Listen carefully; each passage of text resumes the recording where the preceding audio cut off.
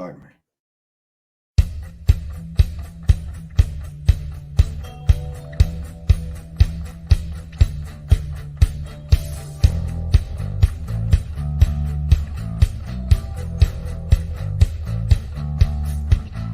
Once upon a time, two men decided if they were making the cut.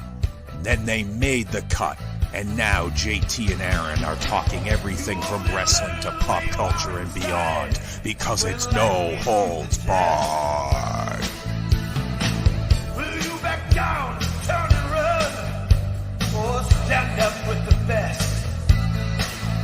When your back's to the wall, what will your answer be? Will you run for the door? Will you run out on me like it's hard? It's no holds barred, son. Do you ever wear your hat on backwards anymore as an adult? Only if I'm like joshing around, you know. Yeah. I know Or a if I'm guy. if I'm like nervous, like I'm at a game and I'm nervous, I'll move it around, you know. But I don't That's actually the walk same. around with it backward. Yeah. There's a guy who coaches hockey near me. He comes in, the hat on backwards. He's my age or older than me, like the tight, skinny jeans. He's always doing this. Fucking Does he lame. talk French or English? But of course, his last name is Chartres. He's a fucking Shaka, loser. Shit take. Chartres. A shit. Do you know what a shit take is? What? Besides It's when things that Sean Kidd says? I shouldn't say it, just in case there's any kids listening. It involves sculpting. Like Ghost? Yes, but with different materials. And All right, you let's. people. Yep. Let's just move on. No holds barred. There's no holds barred. We should be able to talk about it, but we can't. We are simulcast on audio, video, audio on any podcast application, video on our YouTube channel. Subscribe to both. Follow us on social media, TikTok, Instagram, Facebook. We have all kinds of short content. We have full content, video exclusive content, audio exclusive content. Just subscribe. You get it all. If you're a wrestling nerd, if you like evergreen content, there's tons of it for you. We have lots of cool stuff. And So on be video, sure you to get to see check me it with a out. hat on backwards.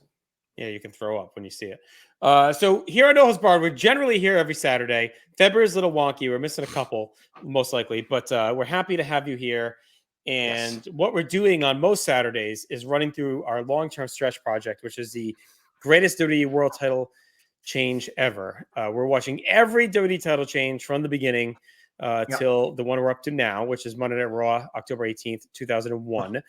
And we are rating them in a series of categories and then stack ranking them based on total points. So, That's Aaron, what are those categories? Oh, the categories. So there's 5 categories. They are match quality, significance, the moment, build, and aftermath.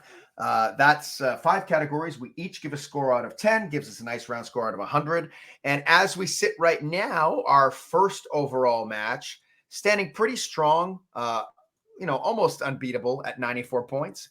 And our worst match so far, we don't talk about our worst that much, but our worst is 16, and that's Pedro Morales and Stan the Man Stasiak. What do you expect from a guy named Stasiak? Yeah. Or the man, or Stan.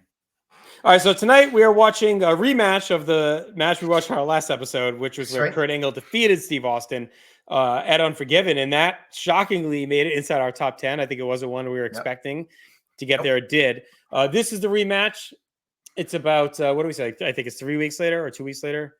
2 weeks Around later, there. I think. I think it's 3. We're on a nice streak of Kurt Angle here. Oh yeah, a lot of Angle. We've had a lot of Angle. And this is the rematch. It's from Monday Night Raw, or I guess Raw's War still at this point, October 8th, 2001. This was hyped big time online at the time is by WWF themselves. It's like the biggest Raw ever. We're gonna have a world title match. It's gonna be a big deal. Steve Austin and Kurt Angle. So they really were the hype machine, and that was because at this time the ratings were starting to sink back down. Like, the peak with no was competition. Over. Right, the peak was over, and they were starting to see that not all that WCW crowd came. The competition's there, and that hot period is definitely starting to come down a little bit. So there's a little bit of panic around this time. They were looking to wrap up the invasion, get out of that. And what could they do to start popping ratings again? So they start to get a little bit desperate sometimes with the TV booking. We even saw that in the way they burnt through the ECW turn in July. Oh, God, yeah. Where they were really starting to hotshot a lot of stuff on TV. So it's like 6 months of TV in one night. So we are paused on Peacock at 1/12/20. Again, October 8th, 2001, if you want to sync up with us here. Aaron, I'll count us in. Yeah. Yeah, go for it. And it's Michael Cole looking like an idiot as Kurt Angle has just walked off. He's got a faraway look in his eyes. Distant. Like the smoke of a distant fire. All right, here we go. Let's count down in 3, 2, 1, go. So the glass is shattering. Here comes Austin. I mean, the live crowds are still awesome. I mean, like, the heat is still there. It's just that the ratings are starting to slowly erode. But this talking point always stood out to me from the Death of WCW book, and I think it might have been like a Mick Foley comment as well, that like ticket sales are usually the last indicator because people buy them so far in advance. That's right. That you can't really go by live attendance to see the start of the decline of the hot period, and that it really is like TV ratings and other stuff. Yeah. Well, even what you're saying is true, but even ratings the ratings don't decline as soon as it gets bad. It's the same thing. No, right. It lags. Yeah. And the opposite is true too. Like 97 WWF is the best example because the show is clearly better than Nitro for a good amount of it, but it takes forever for them to overtake. Yeah. Yeah. I love both sides. How mean Austin looks coming out. He just looks like the biggest asshole walking planet Earth. And he's starting to grow the goatee now. Like that'll be huge by Survivor Series, really bushy. And the only thing I'd say the least favorite part of mine of heel Austin, I love all of it, is when he changes from Disturbed to this like stupid music. Do you think they did that so that like you wouldn't pop as much for it? Oh, 100%. Yeah, because they pretty much dull the glass, and then it's just like an angry, repetitive. It's not as entertaining in any way. I like the Disturbed theme a lot. Actually, was a pretty big fan of that during this run. We got Deborah out here. She's got the looking pretty fetch. Looking all right. It's not going to happen, JT. Yeah. Jesus. Is he beating her at this point? I'm sure. Or is that later? It's definitely, I mean, it comes out later. I don't know how long it was occurring, I guess. Yeah. All right, here's Regal, who at this point is still commissioner for the WWF. He's taking her away by the ear.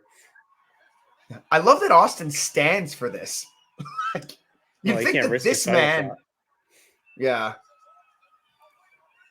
Oh, you can see his hair is kind of growing back in the back of his head, too. I can't remember. Did they play it up on TV at all that he was kind of like letting himself go after he lost the belt? Right. He was like disheveled. I don't know. Because his hair is like... it is coming in a little bit. Yeah. This is... maybe they were making it like, he was a little like lost, you know? Yeah. Fucking Angle's got the belt off and talking already. Like this, it's all business. It's all business. Now, is Regal the most underused guy in company history? When you think of all the things they could have done. I think he's underused, but also some of it's his own fault, where it seems like he's one of those guys that every time they started to get behind him has like either a self-inflicted wound or like bad luck. You know, he's just one of those guys where anytime they were ready to do it, he gets sick. He had the bloody noses, you know, and then he gets the synthetic weed. Like, it's like, it was always something with that guy. He's a unique case because like low key, I don't think his style worked all the time with a lot of the opponents in WWE. Yeah. You know, but like those Edge matches are kind of weird.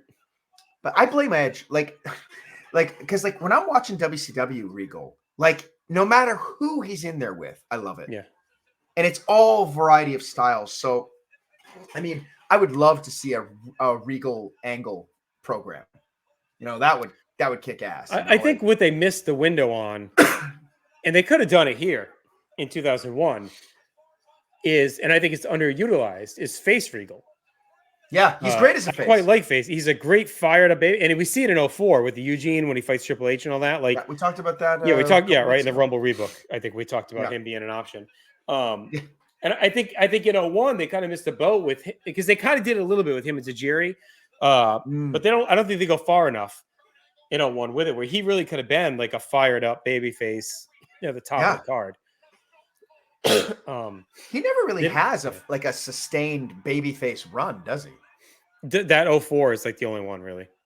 Yeah. Where him and Tajiri are tag champions in early 05. Like that's pretty much it. Yeah. Because I remember he fights Cesaro in like NXT as a face. I mean, him and Eugene. I said him and Tajiri. But don't him I and know what you mean. Tajiri also win the tag titles at some point? Like later? I want to say yes, but I can't remember the specifics. Yeah. But like even in 2000, I think it's 2013 or 12 when he fights Cesaro, he's Yeah. also incredible as from fighting underneath. Like Yeah, he's really good at everything. He's just a great performer altogether. Angle is just kicking the crap out of Austin. He's throwing him around the ring. He's ankle locked him. Austin is fleeing to the floor. And I love that all of these matches have really shown like that Austin almost can't hang with him. Yeah. Like He's and desperate in all of them. Yeah. Yeah. This whole year he's desperate. He's desperate for love. He's desperate for the Mhm. title. He's desperate in matches. Well, it's like they don't say it enough, but when you read between the lines and follow the trajectory, it's like he's a guy that knows he's on borrowed time and he has to make it count. Like he knows his neck is probably going to give after that surgery. So he's like, everything I can do to make this count and be world champion and get the adulation, everything I need, I'm going to squeeze because I know at any moment it was already taken away from me once and it could be taken away from me again. And I think he wrestles that way, both at a meta level, but also within the character. Yes, I agree as a character. And I like that they don't continually say it. I like stories. No, you don't need to. They give me a bit of benefit of the doubt and I can pick up on it, right? I don't need to be spoon-fed. I'm curious though, like if we go as a performer level, if he understood that like he's right there for greatest of all time status. Yeah. And he needed that little year to like really, because if you take his 01 out, I don't think it makes a huge difference, but I think he slips a little bit in like the overall rankings. Well, I would say without 01, he's still like the biggest star they've had, right? Like, but I don't think you think as well of like in ring the run, right? Because most of his other shit was all brawling, which is a lot of it's awesome. But this was him proving he could still work. And part of it might have been that maybe he felt a little bit better after the surgery. Like he wasn't dealing with the neck from 98, 99. Like maybe he felt he could go a little bit. Or again, he felt like, I know this ain't going to last, so I'm just going to go all out. And a lot of workers came into the company during his year off. So I think part of it too is maybe just wanting to hang with those guys. Like, because when he left at 99, none of these guys were there.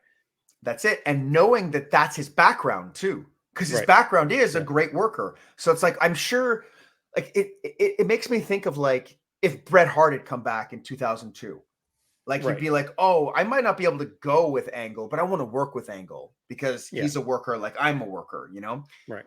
The energy here is off the charts. Like the crowd is crazy.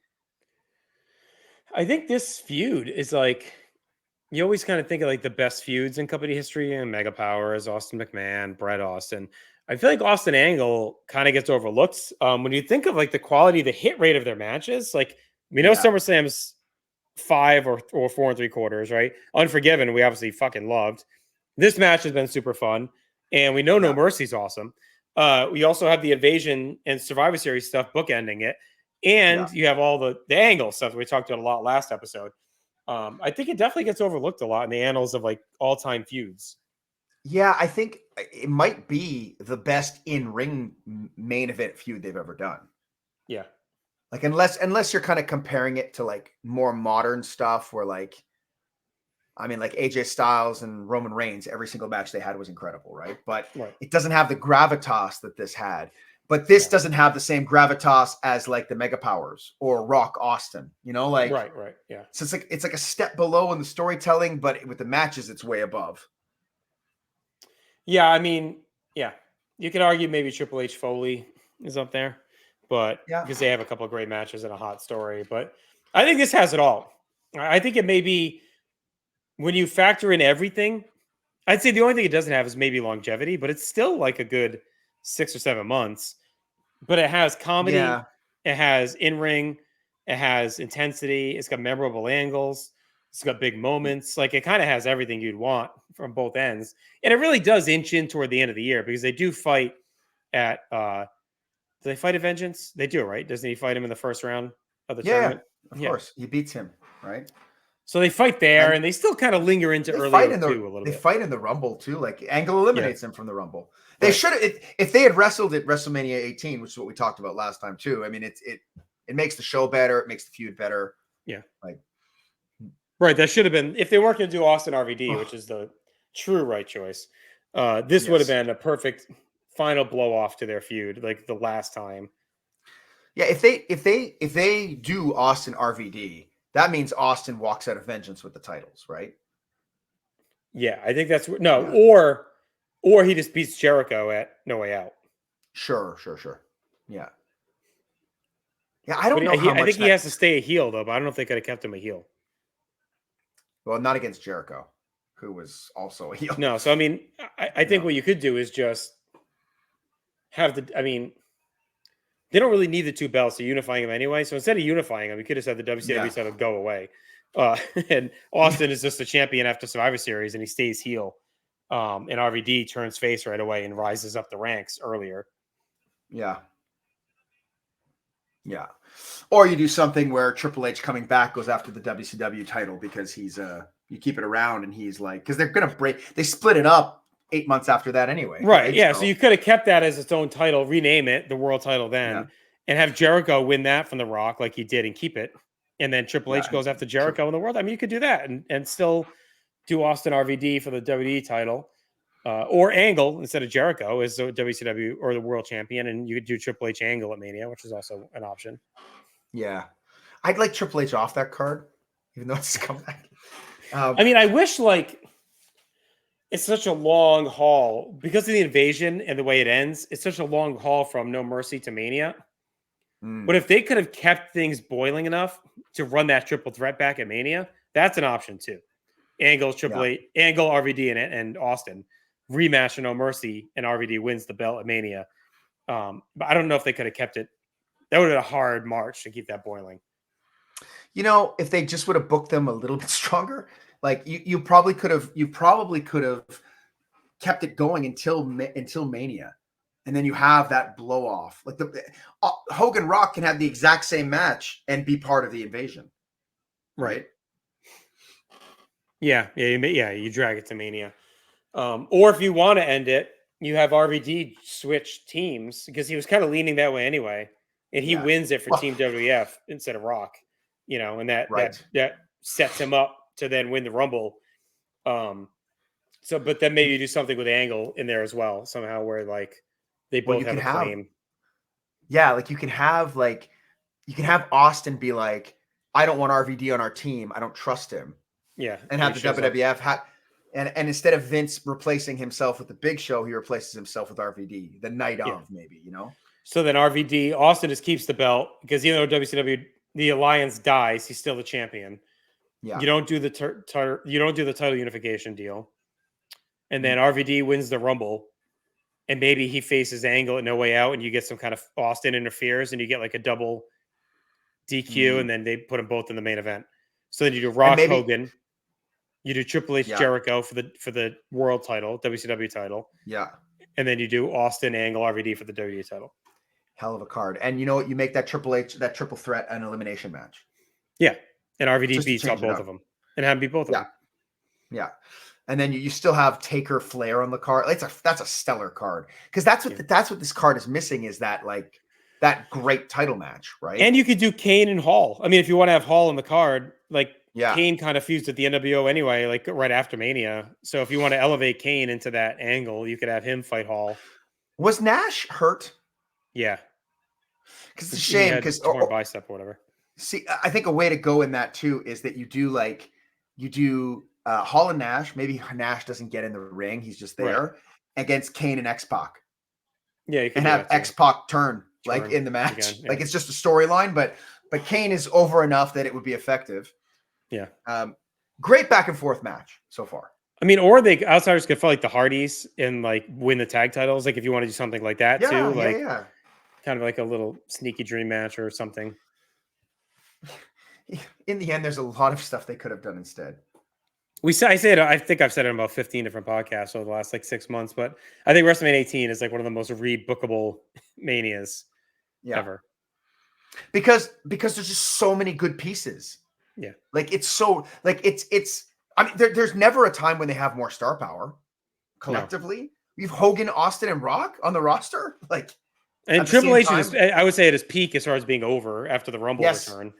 Yeah. And Um, RVD was super over. RVD was over by the end of a 1 on the same level as Austin and Right. And then you got Triple H. Jericho and Angle, which are like 1B, to all Yeah. those 1As. You got the Outsiders, which are a big deal. You got Taker, Flair. I mean, You could pull out Vince. Like, I mean, the other thing you could do is you could have saved Vince Flair for Mania and Yeah. done Taker Taker, Kane Kane. against the Outsiders. Yeah. Like that might have been killer. yeah, that would have been cool. But it would have probably buried the Outsiders. But they got buried anyway, so it doesn't matter, right? Like, Right. Well, and with Taker, is he already face again, though? I mean, I guess when does he turn face again? It's like by August, right? yeah, it's when he's fighting Brock. Like, he I starts think to it's get even sooner sympathy. because I think he fights like Test at SummerSlam or whatever, doesn't he? Yeah, well, because he's a heel when he loses the belt, which is Yeah, I think it's July. over that month into SummerSlam. Yeah. He kind of starts to become a tweener because he breaks out the flag against the Un-Americans or whatever. The Un-Americans. But I mean, that heel stuff, his best heel stuff is pre-Mania anyway. So like, Oh, yeah. if he turns it maybe for Mania, you don't lose much. You don't Maybe lose the anything. the Hardy moment, but you could do that with him as a face anyway if you wanted to. Yeah. I always wanted well, that is in the build-up. That's in the build-up to Mania. Like, isn't it? The Hardy I thing? always No, that's June. It's June. He's I world always champion for that imagine match. oh no, that's the ladder match. But there's times Yeah. where he beats up Matt, Hurt, and Oh yeah, and Anyway. Jeff and Lita or whatever. or they try to team up on him. Like I always thought, like as a secondary option for Taker at Mania, like him fighting the Hardys might have been really interesting. Yeah, that could be cool too. Austin breaking out the Boston Crab, trying to win the match.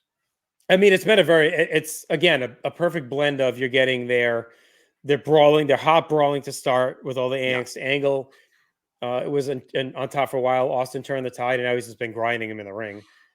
Yeah. The crowd is hot. I like the spot where like there's the rope break, but then the wrestler pulls the guy away, puts the hold back in. I can't imagine. I mean, the good thing, these guys, all these matches are wrestled with such desperation for both guys. Like, yeah, they want this so bad against each other. Like everything feels like the end of the world in these matches. Well, and that's why it's so hard, I find, to like get into the modern product. I'm not sure in the modern product, but like think of the holes. Think of the like look at that moment. He missed Angle by jumping on the ropes. He bounced off. He filled the moment by fingering the ref, right? Yeah. Like every moment there's something. Whereas when you think of all the pregnant pauses and the looks to the camera and the waiting that happened today, that's what sucks the urgency out of the matches. So whereas they're more athletic today than they are here, this feels raw and real in a degree that it doesn't today. It's more performative, right? And I like the tease with the ref is a sneaky little callback to SummerSlam too, right? Because in SummerSlam, they kicked the shit out of all the refs, right? So here he kind of almost teased taking out Hebner, but he doesn't. So that's been part of the story as well. It's his abuse of the refs trying to save his title. Right. Here come more Angle Germans here now. Yeah. You can see Austin's pained face as he's being pulled over. Like I don't know if anyone in a year ever took more Germans than Austin does in 01. I mean, Benoit, Angle, like both just wreck him with Germans all year. And he's the wrong guy to be taking German suplexes. Yes. Like the most famous neck injury of all time. I mean, I think 01 is low-key one of those brutal years in company history as far as physicality. Like, you wouldn't think of it, but they really wrestle a strong style in 01. Like, these guys are all busting their asses, and you got the glass shit at King of the Ring. I feel like every week a dude had another injury, whether it's a neck, broken arm, broken back. Like, every week someone was, like, going down with another busted, appendage, and a lot of it was just due to their style they were working. I wonder how much of that is them trying to prove something to the WCW people that are there. Yeah. Like, because I think just the style was right up. But I think the style was just hot too. Like, wasn't New Japan really heating up with like the strong style stuff around here? I don't know. Oh, Regal's in the ring. That's enough sunshine.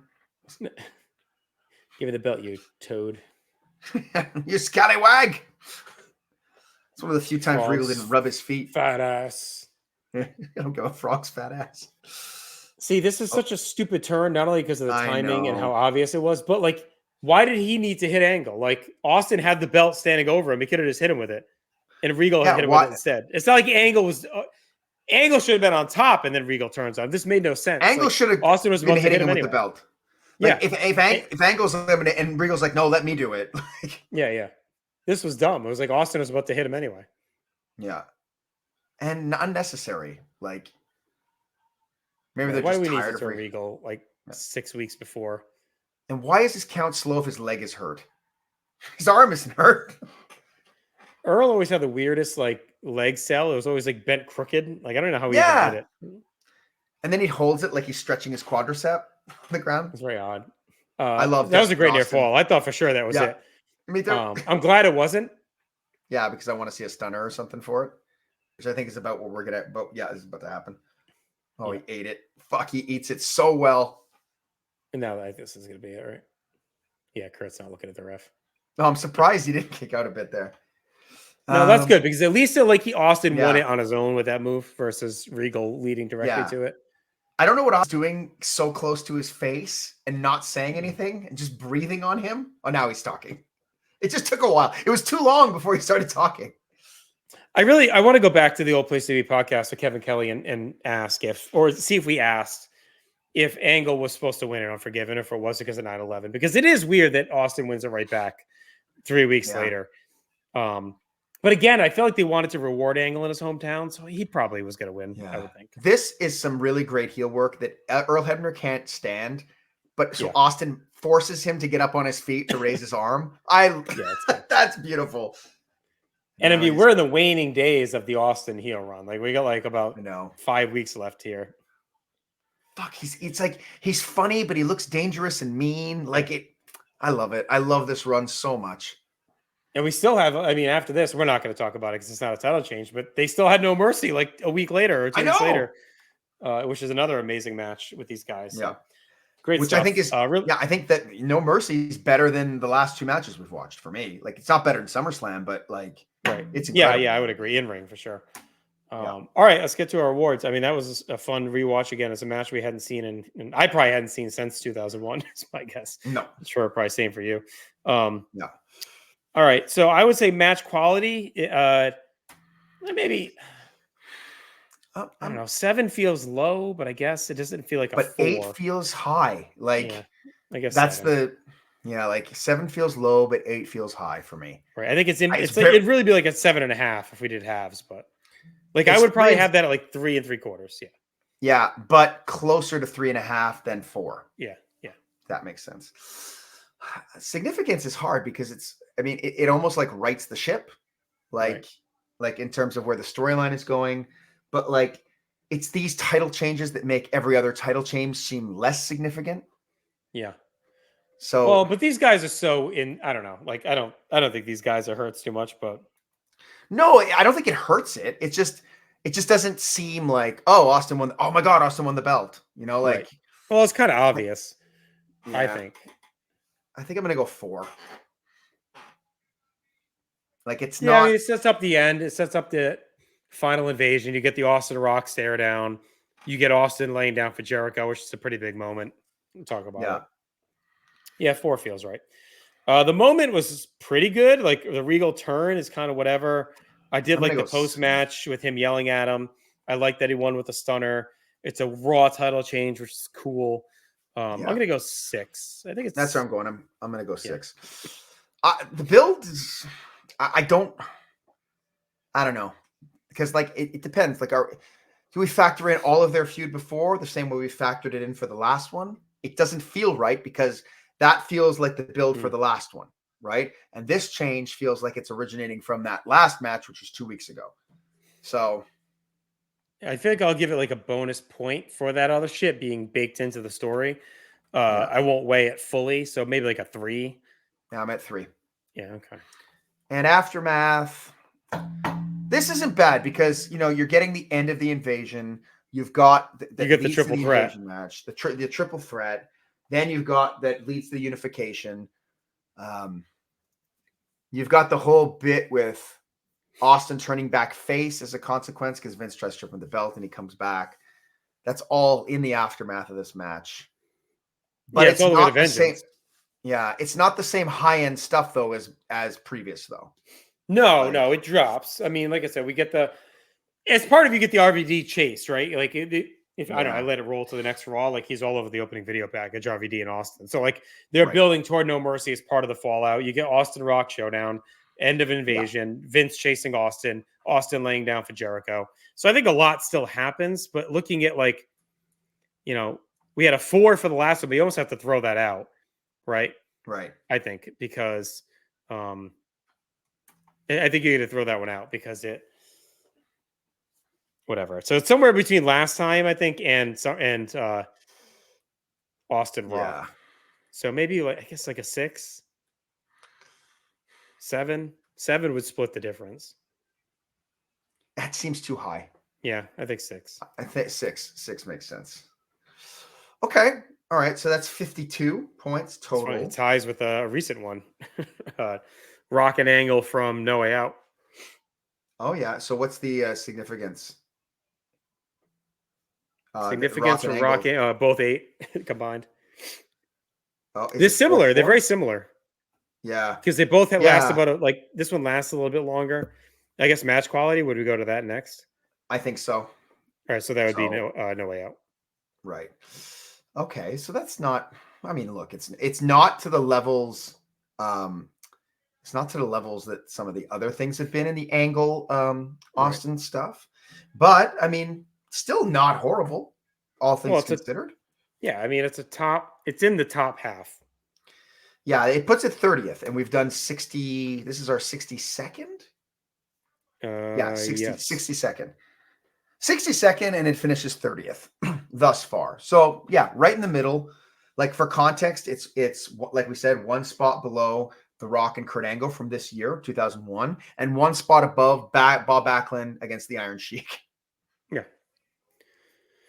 I mean, look, I mean, this feud's amazing. It's awesome. Yeah. I think we knew coming in this one was going to be probably on the lower end of it just because of how it was and the build being tight and kind of a retcon from what we just saw. So I think that's fine. But all in, it's still a great feud. It's a really good moment. It's kind of a forgotten one for sure. So I think where it slots in is good. And it did lead, I guess, part of the aftermath. We didn't talk about a Regal. I guess Regal's turn is part of it, right? So that leads to the Kiss My Ass Club and Regal being a Vince Toady. And also, if you roll to the next Raw, Foley's back as commissioner for this little 6 weeks run. So that's part of it as well. But if you like Foley as commissioner in 2001. Yeah. All right. So no change to our top 10. But no, we can run it down here though. Sure. Is this updated? Yeah, it's updated. Okay. Yeah, it is. So hanging strong at number 10 is Mankind defeating The Rock from the January 4th, 99 Monday Night Raw with 72 points. Number 9, Steve Austin over The Rock at WrestleMania 5 with 73 points. Number 8, Andre the Giant defeating Hulk Hogan, February 5th, 88 main event, 75. Number 7, Hulk Hogan over the Iron Sheik, January 84 MSG with 76 points. Number 6, Kurt Angle, the aforementioned match from last time. Kurt Angle defeating Steve Austin, 77 points, September 01, Unforgiven. Number 5, Ric Flair winning the 1992 Royal Rumble with 78 points. Our bridge match is next with Steve Austin defeating The Rock at WrestleMania X7, 85 points. Number 3, Bret Hart over The Undertaker, SummerSlam 1997, 90 points. That's right. Number 2, Steve Austin defeating Shawn Michaels at WrestleMania 14, 93 points. And our number 1 match is still from Montreal, Survivor Series 97, Shawn Michaels over Bret Hart, 94 points. And I'll tell you, Aaron, I'm starting to lose faith that we're going to find anything to crack these top 3. I think we'll have top 10 contenders. I think Angle Austin came out of nowhere, right? I think there's a couple low ones here at the end that could get picked off. Mankind Rock, Austin Rock. Yeah. But I do 90s. think, I do think I think it's starting to get a little bit hairy to have too many left that could really challenge those top 3 spots. And maybe even top 4. 85 may even be tough. Yeah, when you think of the matches that are coming up, the title changes aren't the best matches usually. Right. Yeah. If that 3-way was a title change, maybe, but then again, it would suffer from build, you know? Right. So yeah, and I can't see any of the Triple H stuff in 02. No, anything. there's gonna be a lot more bottom feeders than best. I mean, Yeah. we have a couple of later O2 that, Yes. maybe stand a chance, right? But we'll see.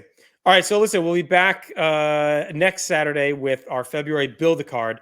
We do have we had last Saturday off. We may have another one off coming up, but we will be back next week with the build a card. And then we'll continue on our title change. So the next title change episode will either be in 2 weeks or 3 weeks, and that'll be Steve Austin versus Chris Jericho from Vengeance 01. It's the closing match there. So we'll cover that. We'll see where that how that holds up. So be sure to subscribe, like we said. We appreciate you joining us as always, and give your feedback. Do you think this should have ranked higher? Should it have, whatever, ranked lower differently, right? Or anything else, right? So subscribe. Let us know. Don't miss a thing.